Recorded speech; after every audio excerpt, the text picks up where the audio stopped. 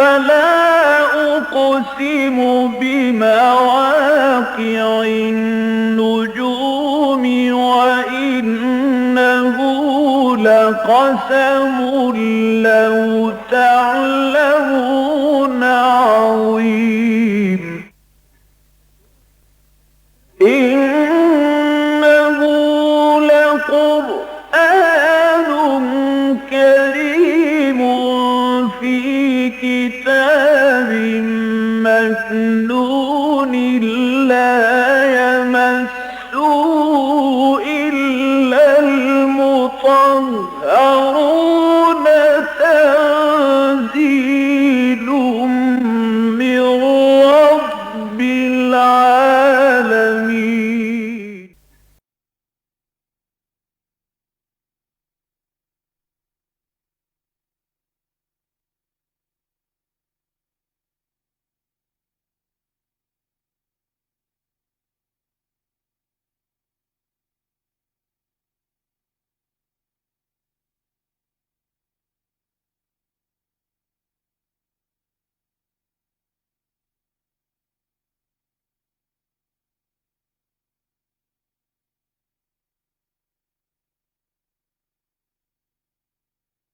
کہ آج سورہ نساء کے دو مقامات سے درس ہوگا، ایک آیت نمبر 2 و 3 اور دوسرے آیت نمبر 127 سے 130 تک۔ یہ آپس میں چونکہ متعلق ہیں اور انہی آیات کی در حقیقت وضاحت کچھ ہے کہ جو ان آیات میں آئی ہے، لہٰذا ہم ان کو ایک ہی نشست میں پڑھ لیں گے انشاءاللہ۔ اعوذ باللہ من الشیطان الرجیم، بسم اللہ الرحمن الرحیم۔ وآتوا اليتامى أموالهم ولا تتبدلوا الخبيث بالطيب ولا تأكلوا أموالهم إلى أموالكم إنه كان حوبا كبيرا وإن خفتم ألا تقسطوا في اليتامى فانكحوا ما طاب لكم من النساء مثنى وثلاث ورباع فإن خفتم ألا تعدلوا فواحدة أو ما ملكت أيمانكم ذلك أدنى ألا تعولوا۔ وقال عز وجل كما ورد في نفس السورة ويستفتونك في النساء قل الله يفتيكم فيهن وما يتلى عليكم في الكتاب في يتامى النساء اللاتي لا تؤتونهن ما كتب لهن وترغبون أن تنكحوهن والمستضعفين من الولدان وأن تقوموا لليتامى بالقسط وما تفعلوا من خير فإن الله كان به عليما وإن امرأة خافت من بعلها نشوزا أو إعراضا فلا جناح عليهما أن يصلحا بينهما صلحا والصلح خير وأحضرت الأنفس الشح وإن تحسنوا وتتقوا فإن الله كان بما تعملون خبيرا ولن تستطيعوا أن تعدلوا بين النساء ولو حرصتم فلا تميلوا كل الميل فتذروها كالمعلقة وإن تصلحوا وتتقوا فإن الله كان غفورا رحيما وإن يتفرقا يغني الله كلا من سعته وكان الله واسعا حكيما۔ صدق الله العظيم۔ رب اشرح لي صدري ويسر لي أمري واحلل عقدة من لساني يفقهوا قولي۔ اللهم ربنا الہمنا رشدنا واعذنا من شرور انفسنا، اللهم ارنا الحق حقا وارزقنا اتباعه وارنا الباطل باطلا وارزقنا اجتنابه، آمین یا رب العالمین۔ سورہ نساء کی جو پہلی آیت ہے جس کا مطالعہ ہم گزشتہ نشست میں کر چکے ہیں، وہ یاد ہوگا کہ بہت ہی اہم، بہت گمبھیر، بہت جامع آیت ہے، لیکن اس میں خاص طور پر جو آج بھی دوبارہ ذہن میں تازہ کر لینا چاہیے، جو اہم نقطہ ہے وہ یہ ہے کہ اس میں 2 مرتبہ اللہ تعالیٰ کا تقوی اختیار کرنے کی تاکید کی گئی ہے۔ یا ایھا الناس اتقوا ربکم الذی خلقکم من نفس واحدۃ وخلق منها زوجها وبث منہما رجالا کثیرا ونساء واتقوا اللہ الذی تساءلون بہ والارحام ان اللہ کان علیکم رقیبا۔ اللہ کا تقوی، اللہ کی باز پرس کا خوف، اللہ کے ناراض ہونے کا اندیشہ، یہ چیزیں اگر انسان کے ذہن میں ہیں، قلب میں ہیں، اور یہ چیز مستحضر رہے تو پھر انسان کا کردار درست رہے گا، عمل صحیح رہے گا۔ اب جیسا کہ ہم نے عرض کیا تھا ابتدا میں، اس سورہ مبارکہ میں انسانی اجتماعیت کی جو اولین سطح ہے، یعنی عائلی نظام اور معاشرت، اس کی پھر بلندتر سطح ہے ملی نظام اور ریاست کا نظام۔ تو جو بنیادی سطح ہے اس کے بارے میں بڑے اہم اور بڑے بنیادی ہدایات جو ہیں اس سورہ مبارکہ میں ہیں۔ معاشرے میں اب جو کمزور طبقات ہیں، ایک تو وہ لوگ ہیں جن کے اندر طاقت ہے، وہ اپنا حق خود بھی لے سکتے ہیں۔ آپ نے کسی سے معاہدہ کیا تھا، معاہدہ کر کے آپ خلاف ورزی کر رہے ہیں تو وہ آپ کے اوپر کچھ نہ کچھ دباؤ ڈال سکتا ہے، کوئی پولیس پرچہ ہو سکتا ہے، کچھ لوگوں کو لا کر جو ہے دباؤ ڈلوا سکتا ہے۔ مختلف طریقے ہیں کہ جن سے وہ اپنا حق آپ سے وصول کرنے کی کوشش کر سکتا ہے۔ لیکن یہ دو طبقات ایسے ہیں معاشرے کے کہ جنہیں کہنا چاہیے کہ وہ بے بس اور کچھ لاچار اور کمزور ہوتے ہیں۔ ایک یتیم اور دوسرے خواتین۔ یتیم کا معاملہ از خود ظاہر ہے، اظہر من الشمس ہے، اس کا پشت پناہ نہیں ہے، اس کا باپ نہیں ہے جو اس کے حقوق کی نگہداشت کرے، اس کی طرف سے دفاع کرے، اس کے حقوق کا کسی سے مطالبہ کر سکے جو اس کے حقوق کو غصب کر رہا ہو۔ خواتین کا معاملہ بھی یہ ہے، وہ صنف نازک ہیں، اگرچہ ہم نے یہ بھی کہا ہے کہ بہتر حیات ہے، نصف بہتر حیات، نصف بہتر ہے، لیکن یہ کہ بہرحال صنف نازک ہے، اس میں کوئی شک نہیں ہے، اور ایک خاندانی نظام میں ان کی حیثیت جو ہے وہ تابع کی ہے۔ ہم پڑھ چکے ہیں، بلکہ پڑھیں گے اس سورہ مبارکہ میں۔ اصل میں ویسے تو یہ سورہ بقرہ میں بھی آیا ہے وَلِلرِّجَالِ عَلَيْهِنَّ دَرَجَةٌ، کہ مردوں کو عورتوں پر ایک درجہ فوقیت کا حاصل ہے، یہ ہم پڑھ چکے ہیں سورہ بقرہ میں۔ لیکن سورہ نساء میں تو کھل کر آئے گا الرجال قوامون علی النساء، مرد جو ہے وہ عورتوں پر حاکم ہیں۔ اس اعتبار سے واقعہ یہ ہے کہ ظلم اور زیادتی کا ہو جانا بالکل متوقع ہے۔ لہذا اس رکوع میں آپ دیکھیں گے کہ ان دونوں کے اعتبار سے بہت زیادہ تاکید کی جا رہی ہے کہ ان کے حقوق کہیں بھی غصب نہ ہونے پائیں، ان پر کہیں ریپریشن، کوئی دباؤ، مستضعفین میں ان کو شامل نہ کر لیا جائے، ان کو دباؤ میں نہ رکھا جائے، بلکہ ان کے حقوق ادا کیے جائے۔ تو سب سے پہلی آیت جو آج ہم پڑھ رہے ہیں، وَآتُوا الْيَتَامَىٰ أَمْوَالَهُمْ، یتیموں کے حوالے کر دو ان کے مال۔ یتیم کسے کہتے ہیں؟ عربی لغت میں یتیم کا لفظ آتا ہے کسی یکتا کیفیت کے اندر کوئی ہو، جیسے کہ اگر کسی سیپ میں ایک ہی موتی ہے تو اسے در یتیم کہتے ہیں، اکیلا در یتیم۔ تو یتیم در حقیقت وہ ہے کہ جس کا کوئی سہارا نہ بنتا ہو، جس کے ساتھ کوئی ساتھی نہ ہو۔ اور یتیم جو اب استعمال کرتے ہیں بطور اصطلاح، تو انسانوں میں سے یتیم وہ ہے کہ جس کا باپ فوت ہو گیا ہو۔ حیوانات میں اس کے برعکس ہے، یتیم وہ کہلائے گا، وہ بکری کا بچہ یتیم کہلائے گا جس کی ماں مر گئی ہو۔ اور اس کی وجہ بالکل واضح ہے، انسانوں میں ایک نظام ہے معاشرت کا، اور اس میں ظاہر بات ہے خاندان کا ایک نظام ہے، خاندان کا سربراہ ہے، باپ جو ہے اسے حیثیت حاصل ہے خاندان کے سربراہ کی، نگہداشت جو ہے خاندان کی اس کے ذمے ہے، خاندان کی ضروریات کا بہم پہنچانا اس کے ذمے ہے، اس کی معاش کا بندوبست کرنا اس کے ذمے ہے۔ لہذا انسانوں میں تو اگر باپ نہیں رہا تو وہ یتیم ہو گئے، لیکن یہ کہ حیوانات میں وہ نظام معاشرت تو موجود نہیں ہے۔ آپ کو معلوم ہے کہ حیوانات میں تو ماں ہی نگہداشت کرتی ہے، بچوں کو بچاتی ہے، بلکہ بعض اوقات تو بعض حیوانات میں اندیشہ ہوتا ہے کہ باپ جو ہے اپنے بچوں کو کھا جائیں گے۔ بلے جو ہیں، وہ بلی کے ہاں جب بچے پیدا ہوتے ہیں تو بلی کو سب سے بڑا خطرہ یہ ہوتا ہے کہ وہ بلہ آ کر کھا جائے گا، اور وہ اسی لیے بچوں کو لیے پھرتی ہے، وہ 7 گھر دیکھتی ہے، 7 جگہ ٹھکانے بناتی ہے، کسی طریقے سے اس باپ کی دست رس سے یہ باہر رہے۔ اس طرح شیر کے بارے میں بھی معلوم ہوا ہے کہ وہ بھی اپنے بچوں کو کھا جاتا ہے، وہ تو اصل میں شیرنی ہے جو حفاظت کرتی ہے، اپنے اس نر کے مقابلے میں بھی وہی حفاظت کرتی ہے اپنے بچوں کی۔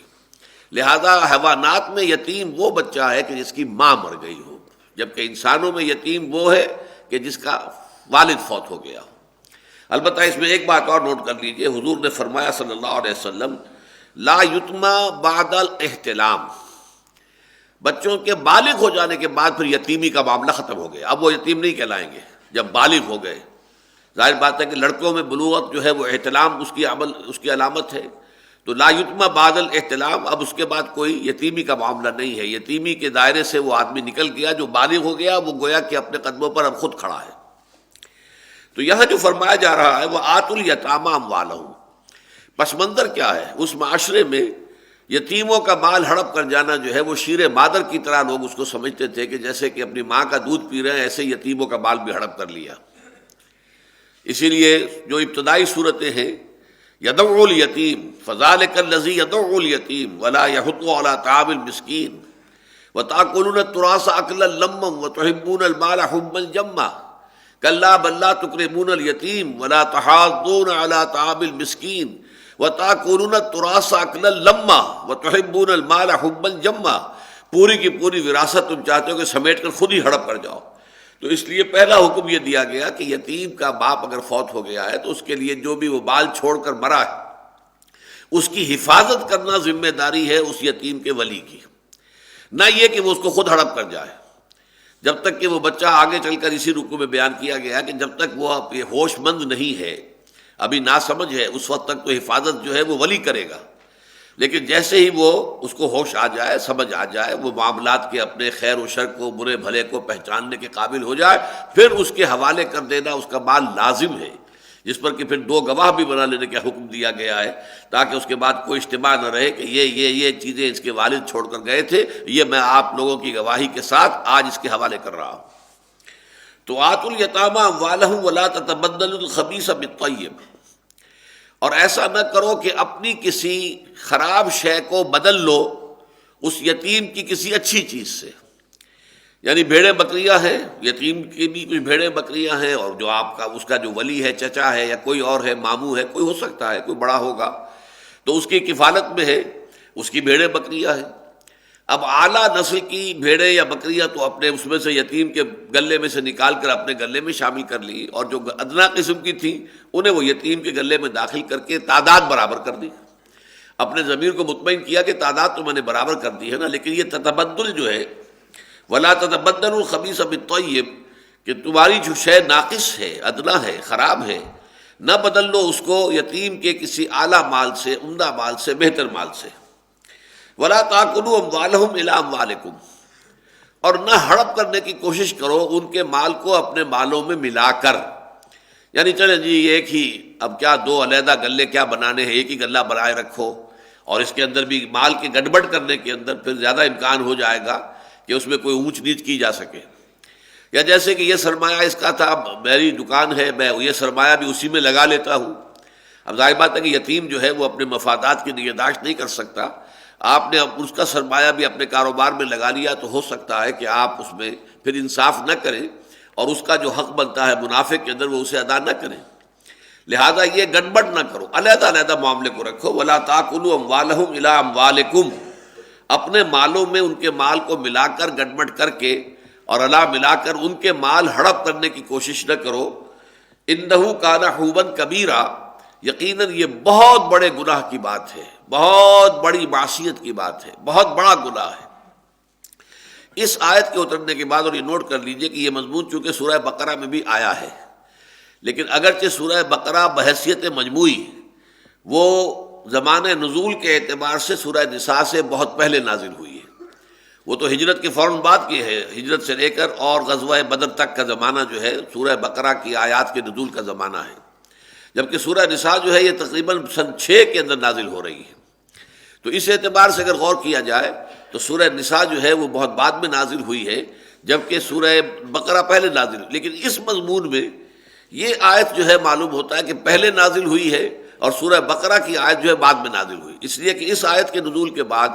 اب اہل ایمان کے لیے تو یہ بات بہت بڑی تھی، یہ حوب کبیر ہے، انہ کان حوبا کبیرا،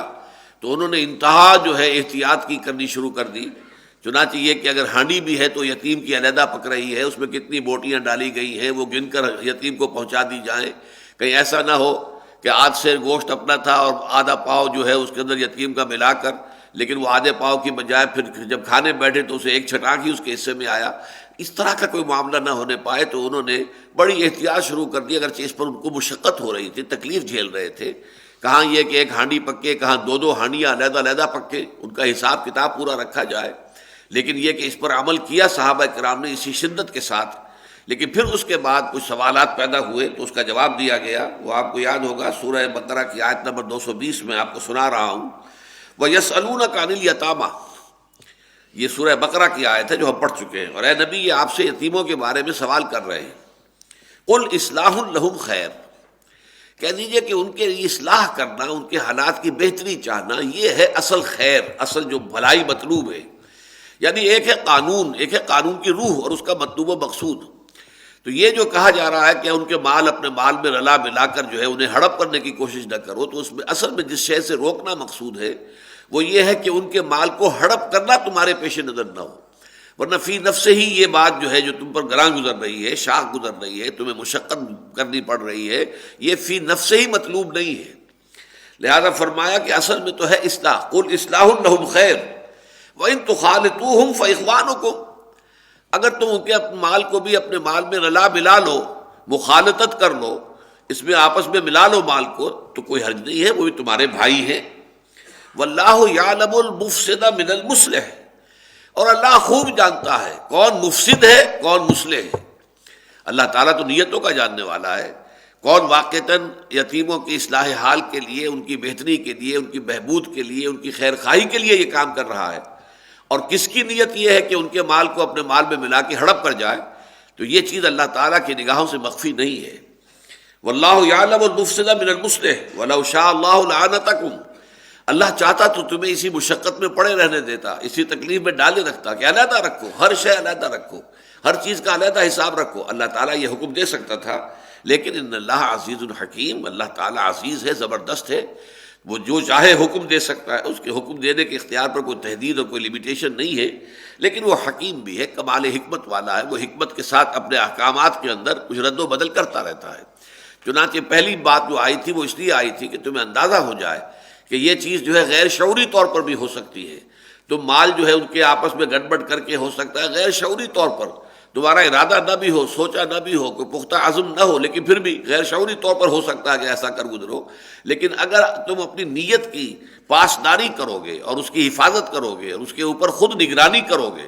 اسے خود سینسر کرتے رہو گے، ایک تو یہ کہ اللہ تعالیٰ سینسر کرے تمہاری نیت کو، ایک یہ کہ تم خود سینسر کرو اپنی نیت کو، میری نیت میں کوئی خلل تو نہیں آ رہا ہے، میری نیت میں کوئی خرابی تو پیدا نہیں ہو رہی ہے، تو اگر تم اپنی نیت کو درست رکھ سکو تو اللہ تعالیٰ تمہیں مشقت دے کر خوش نہیں ہوتا، بلکہ یہ کہ تم اپنے ان کے مال اپنے مالوں میں ملا کر، کاروبار ہے یا کوئی اور ہے، بھیڑیں بکریاں ہیں، جس طرح سے بھی ہیں، ان کا ایک اجتماعی جو ہے وہ بندوبست کر سکتے ہو۔ اگر اللہ چاہتا تو تمہیں مشکل کے اندر ڈالے رکھتا، لیکن نہیں، اللہ عزیز ہے لیکن حکیم بھی ہے۔ اب اس کے بعد آ رہی ہے وہ آیت جس کا کہ آج کے خاص طور پر درس کا جو ہے اہم موضوع ہے، وَإِنْ خِفْتُمْ أَلَّا تُقْسِطُوا فِي الْيَتَامَى فَانكِحُوا مَا طَابَ لَكُم مِّنَ النِّسَاءِ مَثْنَىٰ وَثُلَاثَ وَرُبَاعَ فَإِنْ خِفْتُمْ أَلَّا تَعْدِلُوا فَوَاحِدَةً أَوْ مَا مَلَكَتْ أَيْمَانُكُمْ ذَلِكَ أَدْنَىٰ أَلَّا تَعُولُوا، اور اگر تمہیں اندیشہ ہو یتیموں کے بارے میں کہ تم انصاف نہ کر سکو گے تو نکاح کر لیا کرو جو بھی تمہیں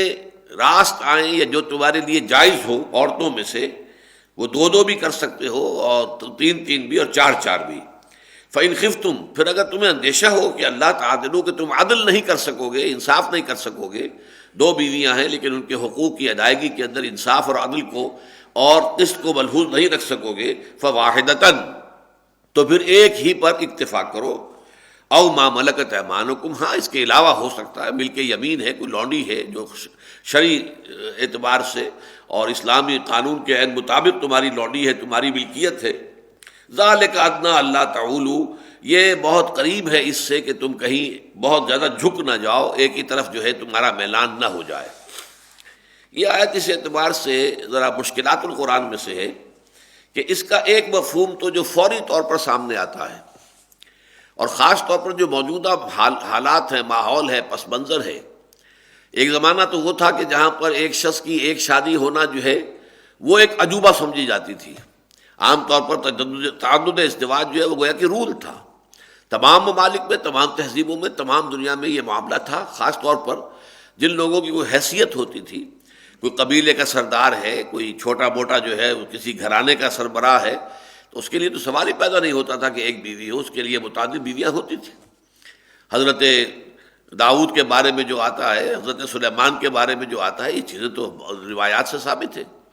باقی یہ کہ دنیا میں اور جگہوں پر بھی یہ پورا کا پورا رواج تھا۔ خود کرشن جی کے بارے میں جو آتا ہے کہ کئی سو ان کی دیویاں تھیں، ان کی بیویاں تھیں، کئی سو تھیں۔ اس اعتبار سے یہ تمام تہذیبوں کے اندر قدر مشترک رہی ہے۔ لیکن یہ ہے کہ آج کی تہذیب جو ہے، مغربی تہذیب جس کے ہم زیر اثر ہیں، اس میں جو وہ فیمنزم کی تحریک چلی اور عورتوں کے حقوق کا خاص طور پر جو ہے دنیا میں بہت چرچا ہوا، تو پھر یہ ہے کہ پولی گیمی کے خلاف بالعموم ایک رائے بن گئی کہ نہیں، بس ایک شادی ہونی چاہیے، ایک مرد ایک عورت، شادی یہی ہوگی، اس کے علاوہ جو ہے نکاح کی اجازت نہیں ہونی چاہیے۔ تو چونکہ اس وقت کا پس منظر یہ ہے، تو جو لوگ جدید حالات کے پیش نظر کچھ دین کے اندر بھی چاہتے ہیں کہ ہم دین کو پیلیٹیبل بنا دیں جدید لوگوں کے لیے، جدید ذہنیت رکھنے والے لوگ بھی دین کو قبول کر سکیں، جنہوں نے کوشش کی ہے کہ دین کو جدید ایک فکر کے مطابق یا اس کے سانچے میں ڈھالنے کی کوشش کریں، تو ان کے سامنے اس کا جو مفہوم فوری طور پر آتا ہے، ویسے عام طور پر بھی کوئی شخص اگر پڑھے گا، چونکہ ہم میں سے بھی کوئی بھی، ظاہر بات ہے کہ جو موجودہ ظروف و احوال ہیں اور جو ہمارے آج کل کے حالات ہیں اور جو لوگوں کے عام اذہان ہیں، جو خیالات ہیں، جو نظریات ہیں،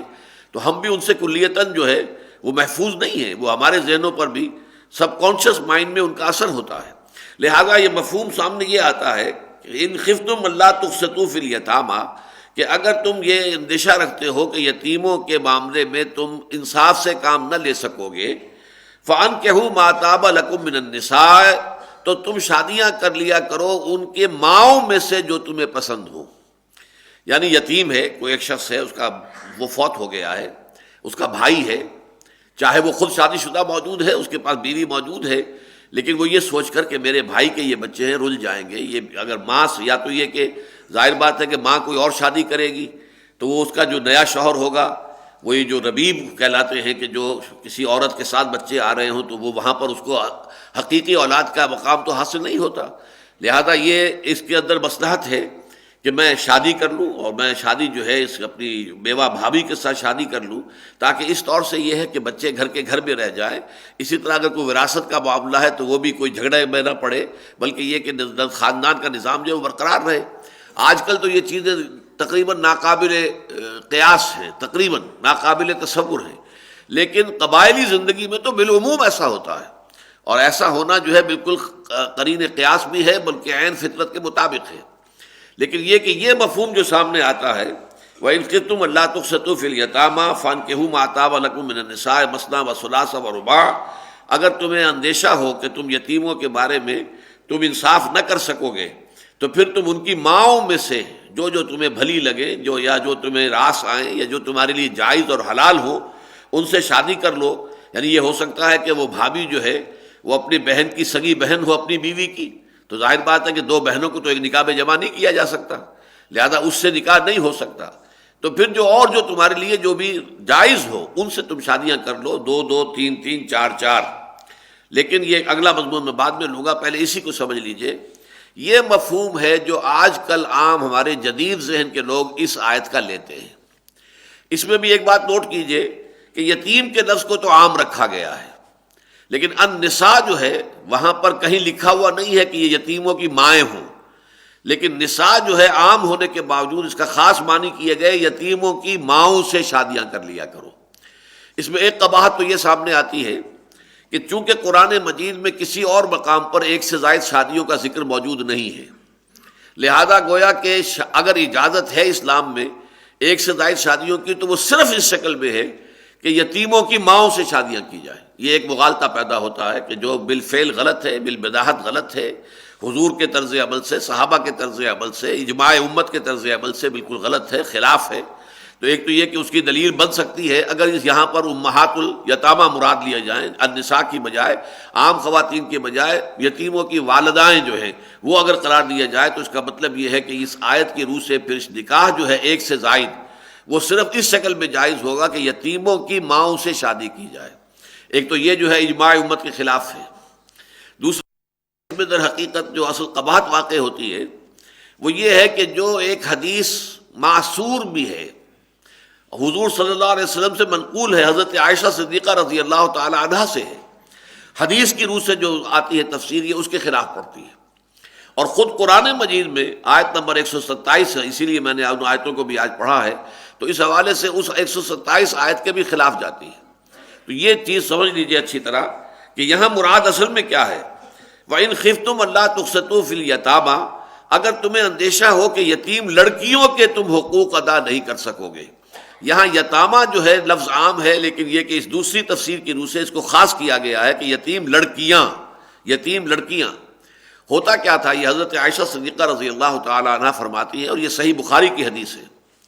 کہ ایک صاحب نے، اس کے ہاں یتیم تھے بچے، اس کی کفالت میں تھے، تو انہوں نے کیا کیا کہ اس یتیم بچی سے شادی کر لی، یا یہ کہ اپنے کسی بیٹے کی شادی کرا دی۔ نتیجہ کیا ہوا، چونکہ اس بچی کا پیچھا موجود نہیں ہے، یعنی اس کے پیچھے کوئی سوال کرنے والا، کوئی اس کے حقوق کی حفاظت کرنے والا، اس کے اوپر جو چاہا کیا، مہر دیا نہ دیا، دیا نہ دیا نہ دیا، جو چاہا کر لیا، اس لیے کہ کوئی پوچھ تاچھ کرنے والا تو ہے نہیں، اس کے حقوق ادا کیے نہیں کیے نہ صحیح، کوئی ضرورت نہیں۔ یہ ہے اصل میں اندیشہ کہ جب تم اپنی جو تمہاری ولایت میں تم ولی ہو جن بچیوں کے، یتیم بچیوں کے، اگر ان سے نکاح کر لو گے تو اس کا اندیشہ موجود ہے کہ تم ان کے حقوق ادا نہیں کرو گے، جو کچھ اللہ تعالیٰ نے ان کے لیے معین کر دیا وہ تم نہیں دو گے، مہر بھی نہیں دینا چاہو گے، ان کا نان نفقہ جو ہے اس کے بارے میں بھی تساہل برتو گے، تو پھر تم ان کو چھوڑو، یتیم لڑکیوں سے نکاح نہ کرو بلکہ دوسری عورتیں۔ اب یہاں نساء کا لفظ عام ہو جائے گا، وہاں پہلی تعبیر کے اندر نساء کے لفظ کو خاص کر دیا گیا تھا امہات الیتامہ کے حوالے سے۔ یہاں اس جو روایت کی روح سے جو میں عرض کر رہا ہوں، جو تفسیر بنتی ہے وہ یہ ہے کہ پھر اور عورتوں سے جو بھی تمہیں، اگر کسی شخص کو واقعی ایک سے ساتھ زائد شادی کی ضرورت ہے، وہ محسوس کرتا ہے کہ ایک بیوی سے اس کے تقاضے جو ہیں، اس کے نفسانی کہہ لیجئے شہوت کے تقاضے پورے نہیں ہو رہے ہیں، تو وہ ایک سے زائد بیویاں کرنا چاہتا ہے، یا کسی وجہ سے کوئی ایک بیوی کی طرف سے طبیعت جو ہے اس کا میلان کسی بنا پر ہٹ گیا ہے، اور اس میں اندیشہ ہے کہ وہ کسی اور فتنے میں مبتلا نہ ہو جائے، تو اس کو وہ دوسری شادی کے ذریعے سے اس فتنے کا سدباب کیا جا سکتا ہو، تو وہ کرے شادیاں، 2 کرے، 3 کرے، 4 کرے، 4 کی حد تک اجازت ہے، اس سے آگے نہیں۔ تو یہ ہے در حقیقت دوسری تفسیر کے جو معصور ہے حضرت عائشہ صدیقہ رضی اللہ تعالی عنہا سے، اور خاص طور پر میرے لیے جو اہم نقطہ ہے وہ یہ ہے کہ خود قرآن مجید میں اس کی صراحت ہو رہی ہے۔ دیکھیے آیت نمبر 127 جو میں نے پڑھی تھی ابھی، وہ کیا ہے، خواتین کے مسئلے میں چونکہ کچھ اشتباہ رہ گئے لوگوں کو، بات واضح نہیں ہو پائی، شاید اسی وجہ سے کہ یہاں پر یتیم کا لفظ آیا ہے یتامہ، لیکن کیا اس سے مراد یتیم لڑکیاں ہیں، جبکہ یتیم لفظ کے اندر تو لڑکا لڑکی دونوں شامل ہیں۔ اسی طریقے سے النساء کا لفظ آیا ہے، تو نساء سے مراد کیا یتیموں کی مائیں ہیں، جبکہ نساء جو ہے وہ تو عام لفظ ہے۔ اس حوالے سے چونکہ ایک اشکال تھا تو اس لیے سوال کیا صحابہ کرام نے، وَيَسْتَفْتُونَكَ فِي النِّسَاءِ، اے نبی یہ آپ سے سوال کر رہے ہیں عورتوں کے بارے میں، قُلِ اللَّهُ يُفْتِيكُمْ، کہہ دیجئے اللہ تعالیٰ تمہیں فتویٰ دیتا ہے، تمہیں اجازت دیتا ہے، فِيهِنَّ ان کے بارے میں، وَمَا يُتْلَى عَلَيْكُمْ فِي الْكِتَابِ فِي يَتَامَى النِّسَاءِ، اور جو بات پڑھی گئی تم پر یا پڑھی جاتی ہے تم پر کتاب میں، قرآن مجید میں، یعنی اسی سورہ نساء کی آیت نمبر 3 میں، فی یتام النساء، یہ اصل میں یتیم لڑکیوں کے بارے میں ہے، یتیم لڑکیوں کے بارے میں ہے، اللاتی جن کو کہ لا توتونہن ما کتب لہن، تم ادا نہیں کرتے وہ چیز جو اللہ نے ان کے لیے لکھ دی ہے، مہر ادا نہیں کرنے۔ اب ظاہر بات ہے کہ اگر شادی ہو رہی ہے کسی ایک عام لڑکی کے ساتھ، اس کے والدین ہیں، اس کے بھائی ہیں، وہ نکاح کے وقت طے کروائیں گے کہ اتنا مہر ہوگا، پھر یہ کہ اس کی ادائیگی جو ہے اس کے حوالے سے بھی اس کا مطالبہ کرنے کے اندر اس کو قوت ملے گی کہ میرے بھائی اور میرے والدین موجود ہیں، لیکن جو بچی ہے ہی آپ کی کفالت میں، اس کا نہ کوئی بھائی ہے جو اس کی طرف سے آپ سے کوئی مناقشہ کر سکے، نہ کوئی باپ ہے جو اس کے بارے میں آپ سے کوئی بات پوچھ کر سکے، تو اس کا قوی امکان موجود ہے کہ آپ جو ہے اس کے حقوق کے ادا کرنے میں کوتاہی برتیں گے۔ اللاتی لا توتونہن ما کتب اللہ لہن، جن کو تم ادا نہیں کرتے ہو وہ شے جو اللہ نے ان کے لیے لکھ دی ہے، متعین کر دی ہے۔ وترغبون ان تنکحوہن، اور پھر چاہتے ہو کہ ان سے نکاح کر لو۔ یہ بھی ہو سکتا ہے کہ کوئی یتیم بچی ہے، وہ حسین بھی ہے، حسن و جمال جو ہے وہ بھی اس کے اندر ہے، رغبت بھی ہے،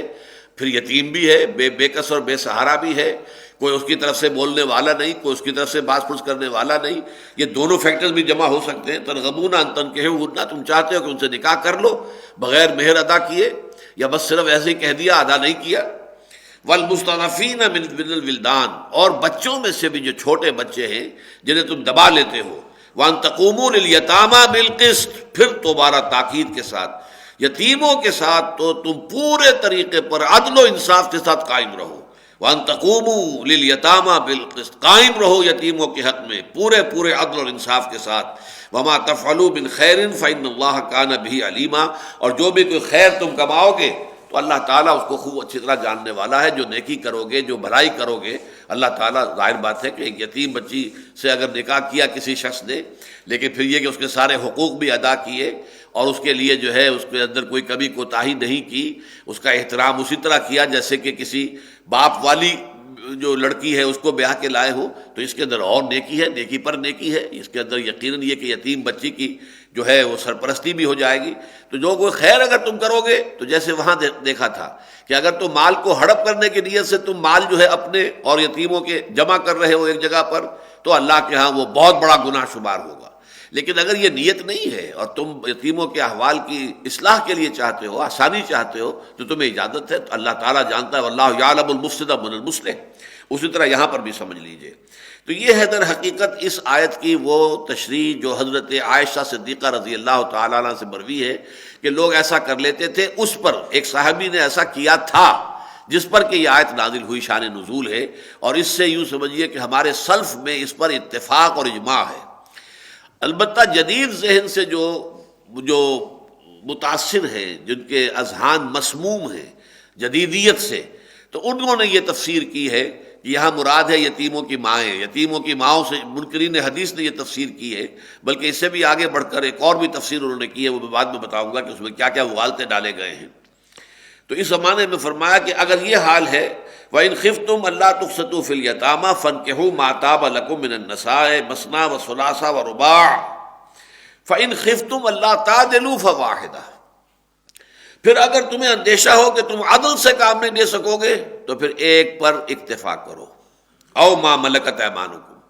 یا جو تمہاری ملک یمین ہو، تمہارے داہنے ہاتھ کی ملکیت ہو، لونڈی ہے، کنیز ہے، جو صحیح شرعی قوانین کے تحت تمہاری لونڈی قرار پائے، یا یہ ہے کہ وہ ظاہر بات ہے کہ اس میں تو تمہیں اس میں پھر وہ برابری کا سوال نہیں ہے، عدل کرنے کا سوال نہیں ہے، بیوی کا معاملہ اور ہے، کنیز کا معاملہ اور ہے، اس حوالے سے اس کے اندر جو ہے عدل کا معاملہ پیدا نہیں ہوتا۔ لیکن اگر دونوں بیویاں ہیں، حرہ ہیں، آزاد ہیں، اور ان سے اگر تم نے نکاح کیا ہوا ہے بیک وقت، تو لہذا ان کے مابین عدل کرنا جو ہے وہ بہت ضروری ہے۔ اگر نہ کر سکو، تمہیں اندیشہ ہو کہ نہ کر سکو گے، تو پھر ایک پر اکتفا کرو۔ یہ جو شرط عدل آئی ہے اس مقام پر قرآن مجید کے، اس میں پہلی بات تو یہ نوٹ کیجئے کہ ایک سے زائد بیویوں کی شکل میں ایک عدل ہے ان چیزوں میں کہ جو ناپی اور تولی جا سکتی ہے۔ مثلا کتنا وقت اس بیوی کے پاس گزاریں گے، کتنا اس کے پاس گزاریں گے، اس میں برابری ہونی چاہیے۔ یہاں پہ معاملہ کامل جو ہے وہ برابری کا ہونا چاہیے، تساوی یا مساوات کا ہونا چاہیے۔ اسی طرح دان نفقہ کتنا اس کو ملے گا، کتنا اس کو ملے گا، اس میں بھی برابری ہونی چاہیے۔ یعنی جو چیزیں ناپ تول میں آ سکتی ہیں، کپڑا ہے جو خریدا گیا ہے، کپڑے بنائے گئے ہیں تو اس بیوی کے لیے بنائے گئے تو اس کے لیے بھی بنائے جائیں، اور اسی معیار کے بنائے جائیں جو کہ اس بیوی کے لیے بنائے گئے ہیں۔ ان چیزوں کے اندر جو ہے ناپ تول میں آنے والی چیزیں، میٹیریل چیزیں، مادی چیزیں جو بھی ہیں،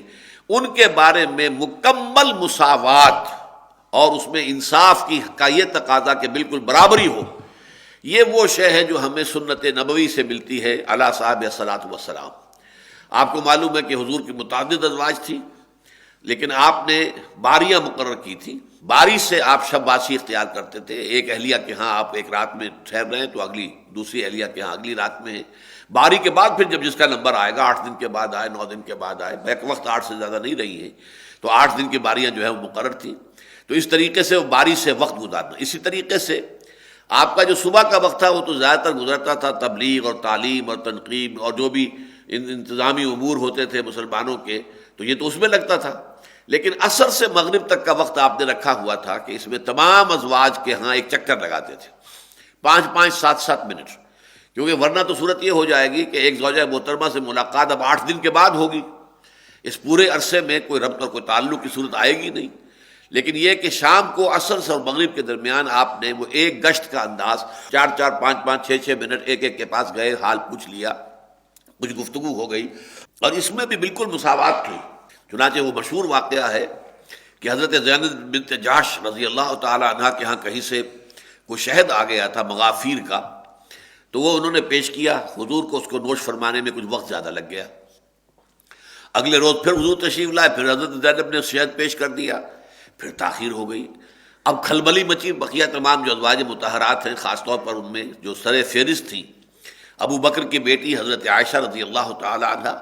اور حضرت عمر کی صاحبزادی حضرت حفصہ رضی اللہ تعالی عنہ، تو ظاہر بات ہے کہ یہ دونوں اپنے آپ کو کچھ سمجھتی بھی تھیں کہ ہماری حضور کے جو قریب ترین ساتھی ہیں ہم ان کی بیٹیاں ہیں، تو ان کے اندر خاص طور پہ وہ جو ہے وہ ایک تشویش اور چیبے گوئی شروع ہوئی۔ یہ سورہ تحریم کے اندر یہ پورا واقعہ آیا ہے کہ جب حضور سے اس طرح کی بات کی گئی تو حضور نے پھر قسم کھا لی کہ میں وہاں پہ شہد کھا لیا کرتا تھا، جس کی وجہ سے کچھ دیر لگ جائے گی مجھے، اب اللہ کی قسم کھاتا ہوں کہ میں وہ شہد نہیں کھاؤں گا۔ جس پر کہ قرآن مجید میں آیت نازل ہوئی ہے جو سورہ تحریم کی پہلی آیت ہے، یا ایھا النبی لم تحرم ما احل اللہ لک تبتغی مرضات ازواجک، اے نبی آپ کیوں حرام قرار دے رہے ہیں اپنے لیے، اپنے اوپر حرام کر رہے ہیں وہ شے جو اللہ نے آپ کے لیے حلال ٹھہرائی ہے، صرف اپنی بیویوں کی رضا جوئی میں، ان کی دل جوئی کی وجہ سے آپ یہ کر رہے ہیں۔ تو بہرحال حضور کا میں نے آپ سے عرض کیا کہ آپ کا معاملہ یہ تھا کہ آپ ان تمام چیزوں کے اندر جو ہے بالکل کامل مساوات اختیار کرتے تھے۔ چنانچہ اس میں حضور کے یہ الفاظ بھی آتے ہیں، اللہ سے مخاطب ہو کر آپ عرض کرتے تھے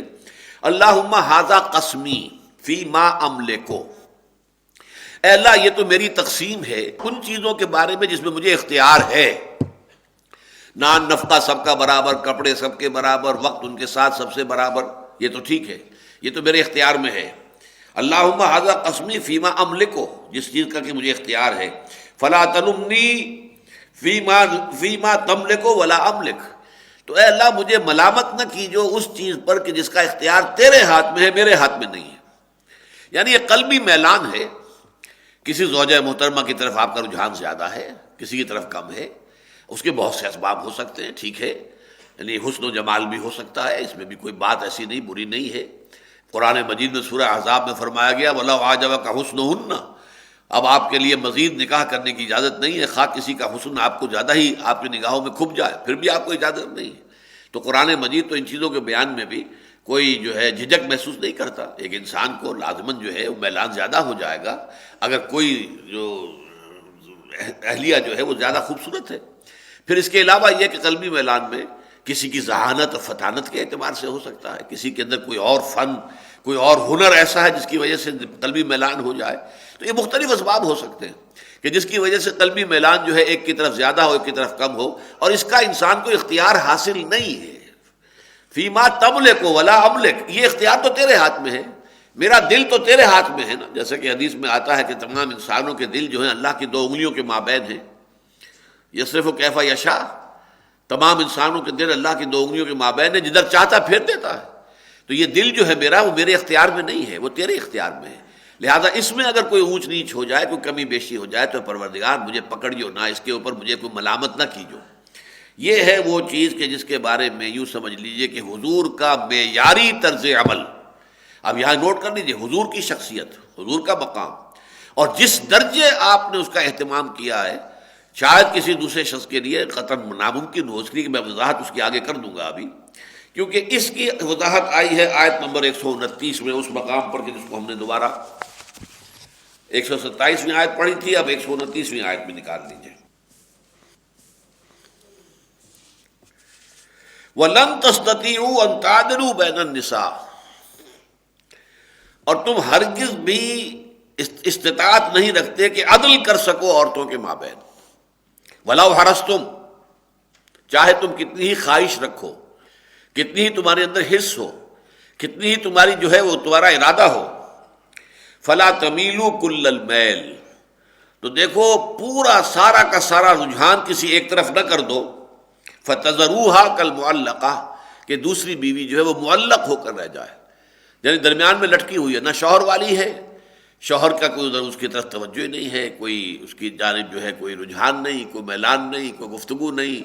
کوئی بھی نہیں، تو اس حوالے سے وہ بیچاری نہ تو شوہر والی ہے اور نہ ہی وہ بے شوہر کے ہے کہ کہیں اور شادی کر سکے۔ آپ نے اپنے قید نکاح کے اندر تو رکھا ہوا ہے، اور جب تک کہ ایک عورت آپ کے قید نکاح میں ہے کسی اور سے شادی ممکن نہیں ہے، لیکن وہ معلق ہے، نہ وہ شادی شدوں میں شمار ہونے کے قابل ہے اور نہ ہی وہ بے شادی کے ہے کہ اس کو آزادی حاصل ہو کہ وہ کہیں اور نکاح کر سکے. تو یہ شکل جو ہے یہ جائز نہیں ہے. اب اس میں جو ہے ذرا نوٹ کر لیجئے کہ ایک تو میں نے نوٹ کرایا کہ حضور کا مقام و مرتبہ کتنا بلند ہے، اور اس میں تو یہ کہ آپ نے تو جناب طول کی چیزیں تھیں وہ تو پوری کی پوری جو کی تو برابر دی ہیں لوگ تمام ازواج مطہرات کو. لیکن یہاں جو کہا جا رہا ہے وَلَا تَمِيلُوا كُلَّ الْمَيْلِ، ایسا نہ ہو کہ تم کلیتاً ایک کی طرف جھک جاؤ، فَتَذَرُوهَا مُعَلَّقَةً، کہ دوسری جو ہے معلق ہو کر رہ جائے. اب یہاں ظاہر بات ہے کہ ایک ہے کامل انصاف، کامل تساوی اور کامل انصاف، اور دوسری انتہا پر ہے معلق ہو جانا. اس کے درمیان تو بہت سے مراحل ہیں، بہت سے مدارج ہیں. توجہ ادھر بھی ہے لیکن کم ہے، ادھر بھی ہے زیادہ ہے. یہ نہیں ہے کہ اس سے کوئی تعلق ہی نہیں ہے، اس سے کوئی تعلق ضرور ہے ہی نہیں، لیکن اس سے یہ کہ کم ہو رہا ہے اور دوسری سے زیادہ ہو رہا ہے. اس کے پاس وقت زیادہ صرف ہو رہا ہے، دوسری کے پاس کم صرف ہو رہا ہے. یہ چیزیں بہت سی آئیں گی. اس کا یہ مطلب نہیں کہ وہ معلق ہو کر رہ گئی ہے یا وہ بے شوہر کی ہو گئی ہے، نہیں، وہ شوہر والی ہے، البتہ مساوات نہیں ہے، انصاف نہیں ہے، برابری نہیں ہے. تو قرآن مجید نے جو دو اصطلاحات استعمال کی کہ ایک تو حضور کا وہ جو آپ کا طرز عمل اور آپ کا اسوہ مبارکہ ہے کہ جو گنتی کی چیزیں ہیں وہ کل کی کل برابر انصاف کے ساتھ ناپ تول کی چیزیں جو ہیں وہ دی جائیں، یہ ایک انتہا پر ہے. دوسری انتہا پر یہ ہے کہ ایک عورت کی طرف، ایک بیوی کی طرف اتنی توجہ ہو کہ دوسری بالکل معلق ہو کر رہ جائے کہ نہ وہ شوہر والی شمار ہو اور نہ وہ بے شوہر کے شمار ہو. ان دونوں کے درمیان بہت سے مدارج اور مراحل ہو سکتے ہیں، اور اس میں بہت سے ایسے فیکٹرز بھی آ سکتے ہیں کہ جو مثلاً حضور صلی اللہ علیہ وسلم کے بارے میں ایک فیکٹر موجود نہیں تھا. آپ کو معلوم ہے کہ حضور کو اولاد جو ہے اللہ نے صرف حضرت خدیجہ رضی اللہ تعالی عنہ سے دی، اور جب تک حضرت خدیجہ زندہ رہی حضور نے دوسری شادی کی نہیں، لہذا تعدد ازدواج کا مسئلہ پیدا ہی نہیں ہوا. وہاں تو ایک ہی زوجہ محترمہ تھی حضرت خدیجہ الکبریٰ رضی اللہ تعالی عنہ،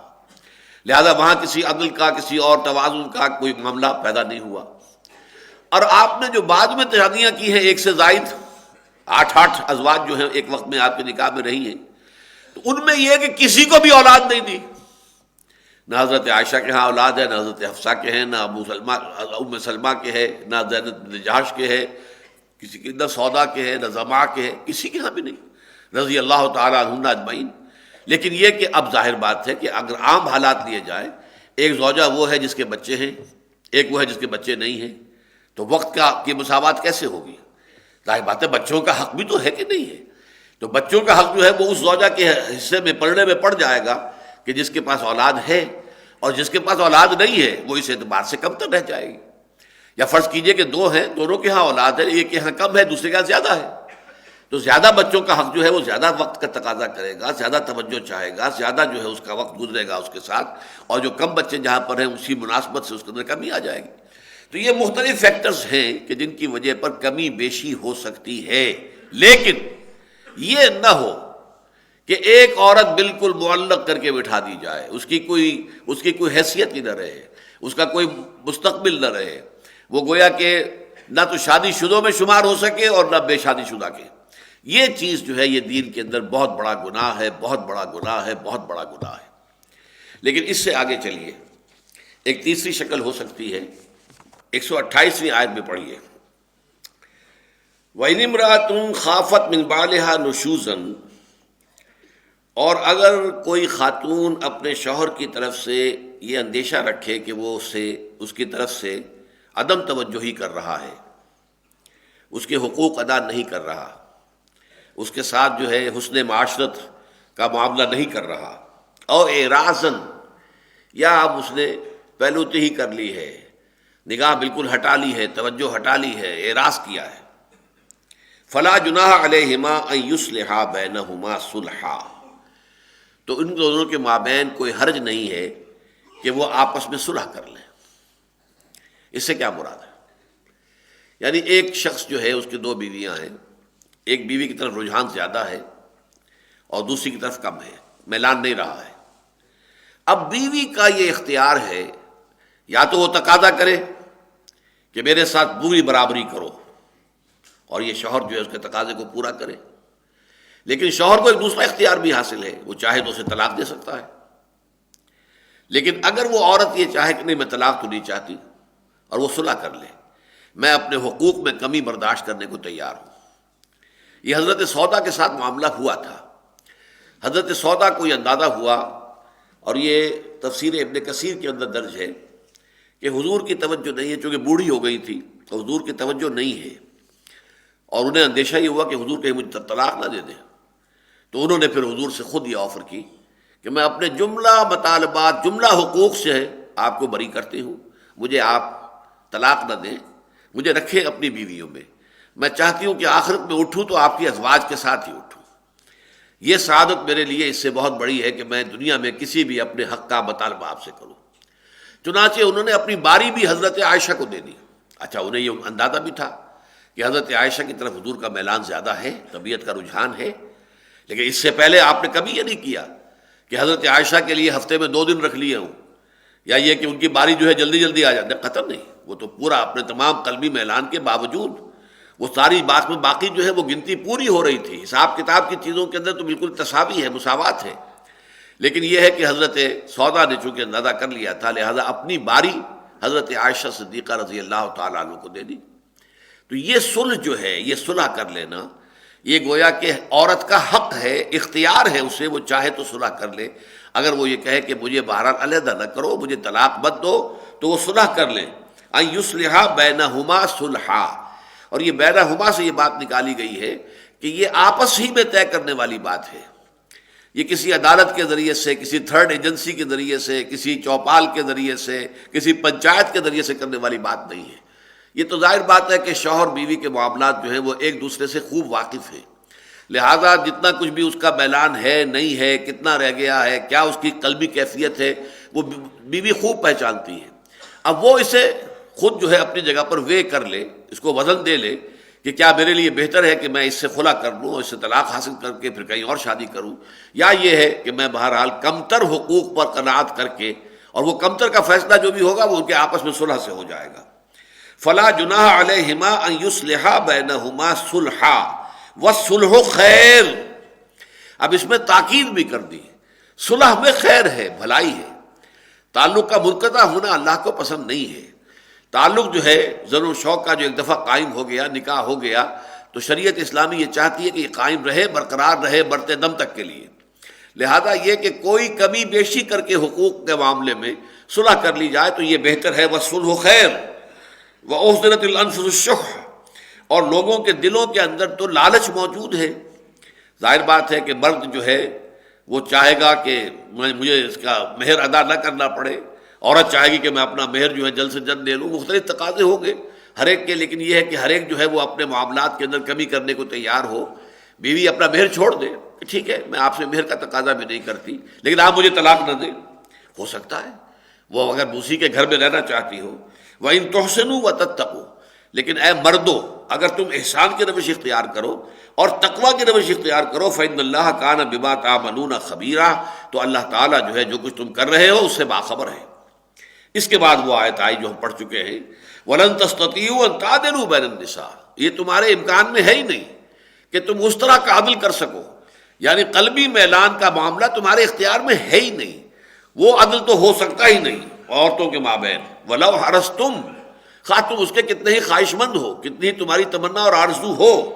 فَلَا تَمِيلُوا كُلَّ الْمَيْلِ فَتَذَرُوهَا كَالْمُعَلَّقَةِ، اور یہ کہ تم اس کو اس طرح بنا دو کہ ایک طرف پورا رجحان ہو جائے، پورا جھکاؤ ایک بیوی کی طرف اور دوسری بیوی معلق ہو کر رہ جائے.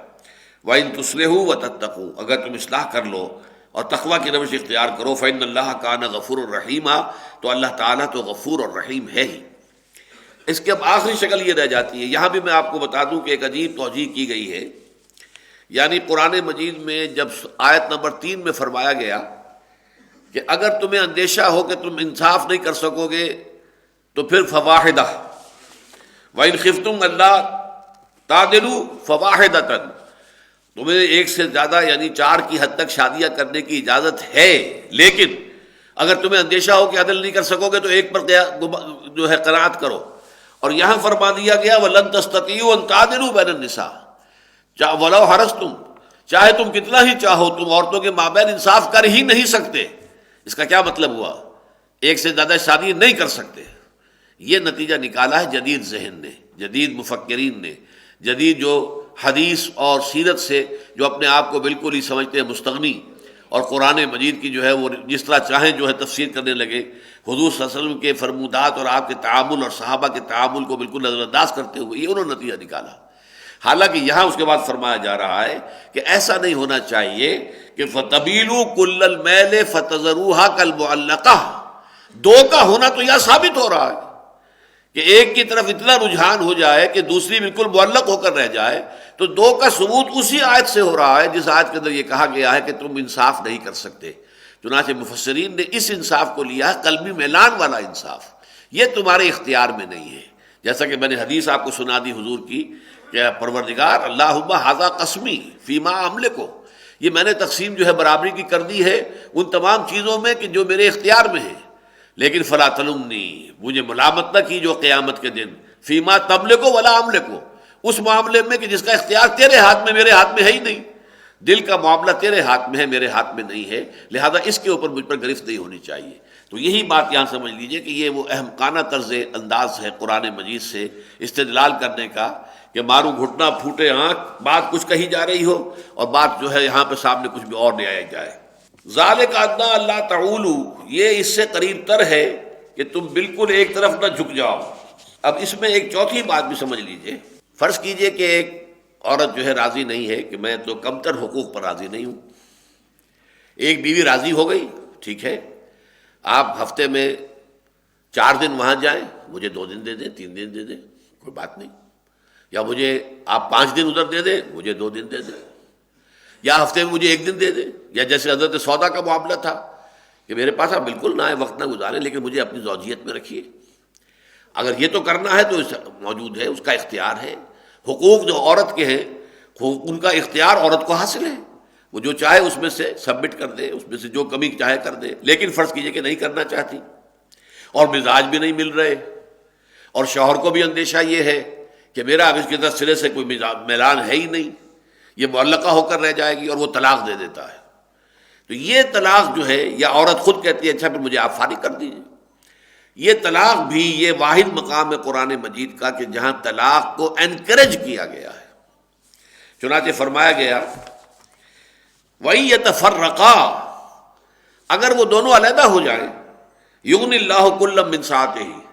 تو اللہ تعالیٰ غنی کر دے گا ان دونوں کو اپنی وسعت سے۔ اللہ تعالیٰ جو ہے ہو سکتا ہے کہ اس لڑکی کا، اس عورت کا بھی نکاح جو ہے کسی بہتر شخص سے ہو جائے جس سے مزاج کی موافقت بھی زیادہ ہو جائے اور اس کی زندگی بھی بہتر ہو جائے، اور اس شوہر کو بھی اللہ تعالیٰ اس سے بہتر کوئی بیوی دے دے،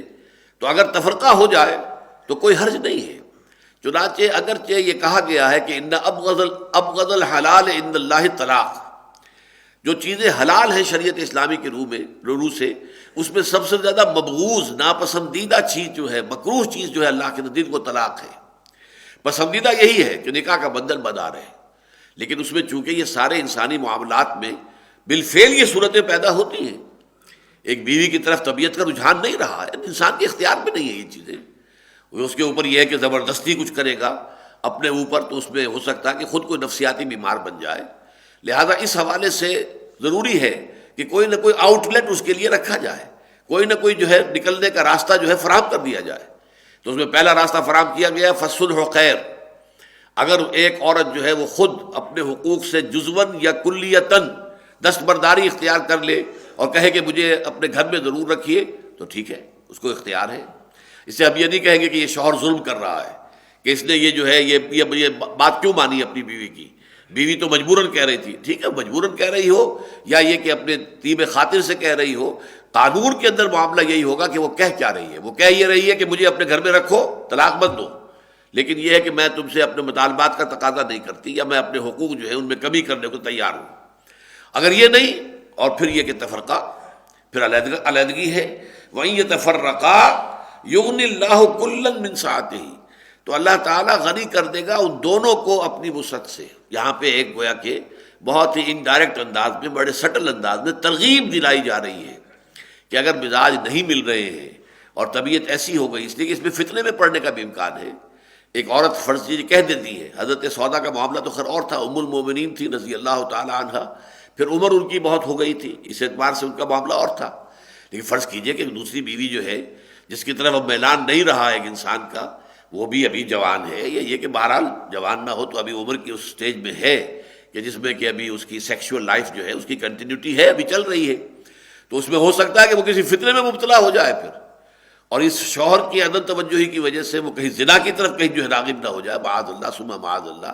تو اس سے بہتر ہے کہ تفرقہ ہو جائے، علیحدہ ہو جائے۔ وہی یتفرقا، اگر وہ علیحدہ ہو جائیں، یغنی اللہ کل من سعتہ، تو اللہ تعالیٰ غنی کر دے گا ان سب کو اپنی وسعت سے۔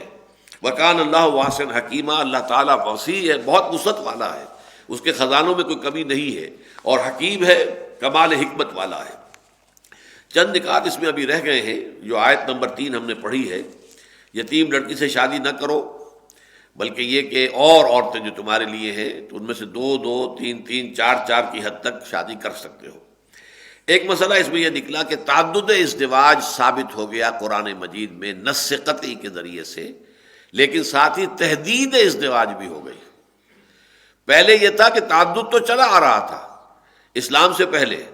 لوگ زیادہ شادیاں کرتے تھے اور 100 شادیاں ہیں، لیکن یہ ہے کہ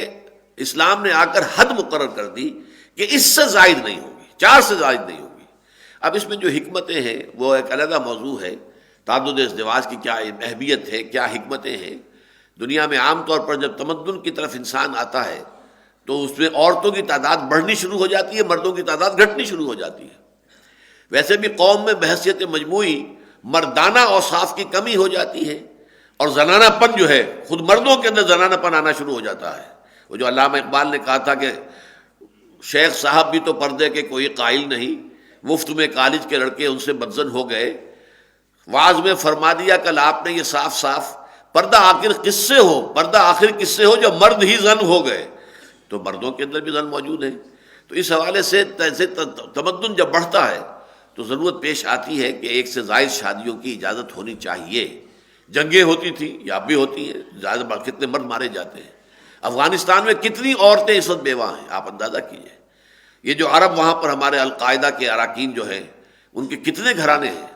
وہ جو مرد جو ہیں وہ شہید ہو گئے ہیں، اور ان کے گھرانے ہیں، ان کے بچے یتیم ہیں، ان کی عورتیں ہیں، ان کی بیوہ خواتین کی تعداد بڑی کثیر تعداد موجود ہے۔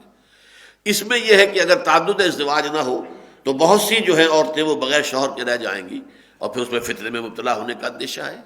پھر ہو سکتا ہے کہ وہ کوئی بدکاری کی طرف راغب ہو جائیں، ان کا سہارا بھی کوئی نہیں ہوگا، کیا کرے گی؟ بسا اوقات پھر صرف اپنا پیٹ پالنے کے لیے بھی انسان جو ہے کوئی عورت پیشہ کرنے پر مجبور ہو جاتی ہے، اللہ تعالیٰ اس سے بچائے۔ تو تعدد ازدواج اپنی جگہ پر ایک بڑی حکیمانہ ہماری شریعت کی بات ہے، لیکن تحدید ازدواج بھی ہو گئی ہے، 4 سے زائد نہیں۔ چنانچہ جب یہ آیت نازل ہوئی ہے تو اس کے بعد حضور نے حکم دیا کہ جس کے نکاح میں بھی، ایک صاحب کے نکاح میں 10 بیویاں تھیں، حضور نے فرمایا 4 ان میں سے جو بھی تمہیں پسند ہو روک لو، 6 کو طلاق دے دو۔ جب بھی جس کا بھی معاملہ ہوا یہی ہوا کہ 4 سے زیادہ نہیں۔ تو نمبر 1 تو اس آیت سے ثابت ہوا تعدد ازدواج، کہ ایک سے زائد 2 2 3 3 4 4 کی حد تک بھی شادیاں کرنا شریعت میں جائز ہے، اور وہ تفسیر بالکل غلط ہے، گمراہ کن ہے، اسلاف سے ہٹ کر ہے، اور قرآن مجید کی گواہی سے ہٹ کر ہے۔ فی یتام النساء، وہ اصل میں یتیم لڑکیوں کا ذکر ہو رہا ہے وہاں پر، لہذا اس حوالے سے اس کو بالکل الٹے معنی پہنا لیے گئے ہیں آج کل۔ لیکن یہ کہ اس میں تعدد ازدواج میں شرط نہیں ہے کہ صرف یتیموں کی ماں ہی سے شادی کی جائے، عام جو بھی خواتین ہیں ان میں سے 2 2 3 3 4 4 کی حد تک شادی ہو سکتی ہے۔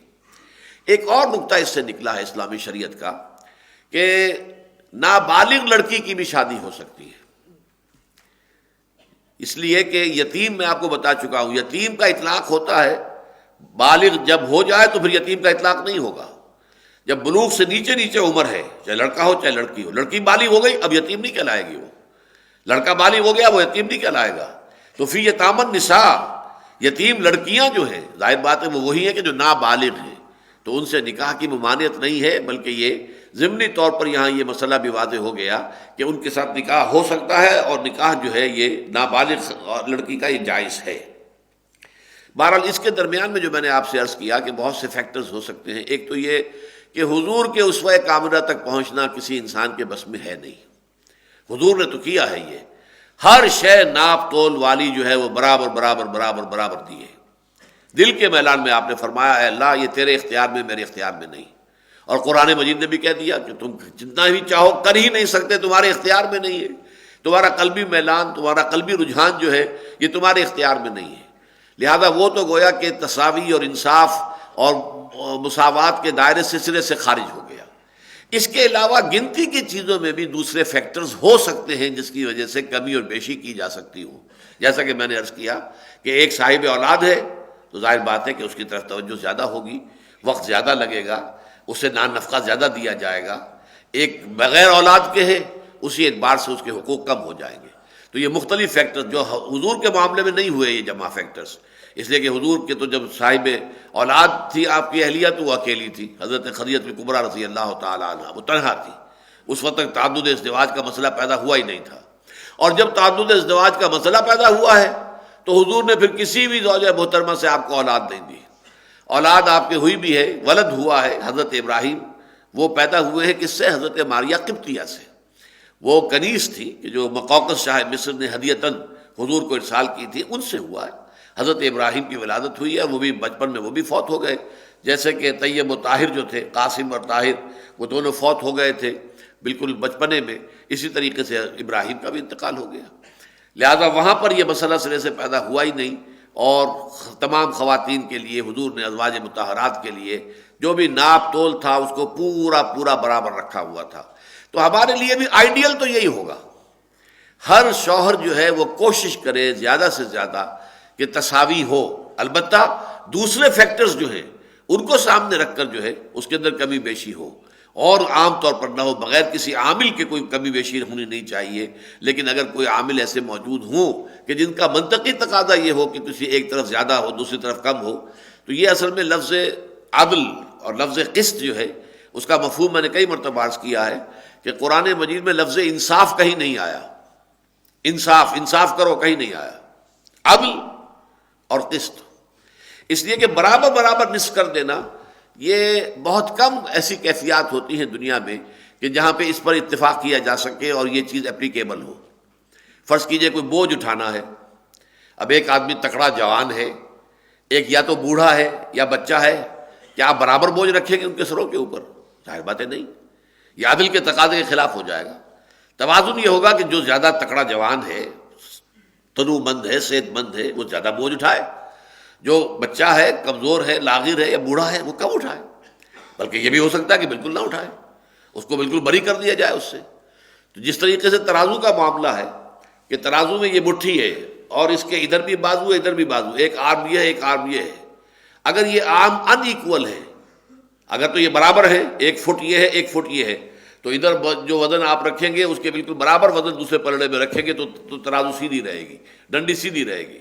لیکن یہ کہ اگر ایک آرم چھوٹا ہے ایک بڑا ہے اور آپ نے برابر وزن رکھ دیا تو وہ تو ظاہر بات ہے کہ وہ جو بڑا بازو والا ہے حصہ وہ نیچے جھک جائے گا اور چھوٹے بازو والا اوپر اٹھ جائے گا. لہذا یہاں پہ ضروری ہوگا کہ بڑے بازو والے میں کم ڈالا جائے اور کم چھوٹے بازو والے میں زیادہ وزن ڈالا جائے، تب جا کر وہ بیلنس ہوگا.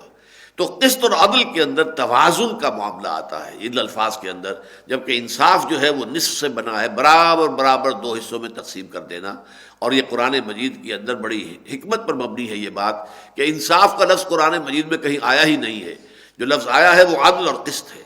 تو یہاں پر بھی ہم نے دیکھا کہ قسط کا لفظ بار آیا ہے، اور قسط سے قسطاس بنا ہے، ترازو کی ڈنڈی. وزنوا بالقسطاس المستقیم، ترازو کی سیدھی ڈنڈی کے ساتھ وزن کیا کرو. یہ سورہ بنی اسرائیل میں آیت آئی ہے. تو اس حوالے سے عورتوں کے مابین بھی ایک توازن اور اعتدال کی ضرورت ہے، لیکن یہ کہ ہر حالت میں یہ لازم نہیں ہے کہ بالکل ان کے حقوق برابر کر دیے جائیں. اس میں اگر کوئی خاص عوامل موجود ہیں تب تو اس کا امکان ہے ہی کہ کبھی بیشی ہو. باقی یہ کہ جہاں تک قلبی رجحان کا تعلق ہے وہ انسان کے اختیار میں نہیں ہے، اس پر اللہ تعالیٰ کی طرف سے پوچھ گچھ نہیں ہوگی. بارک اللہ لی ولکم فی القرآن العظیم ونفعنی وإیاکم بالآیات والذکر الحکیم.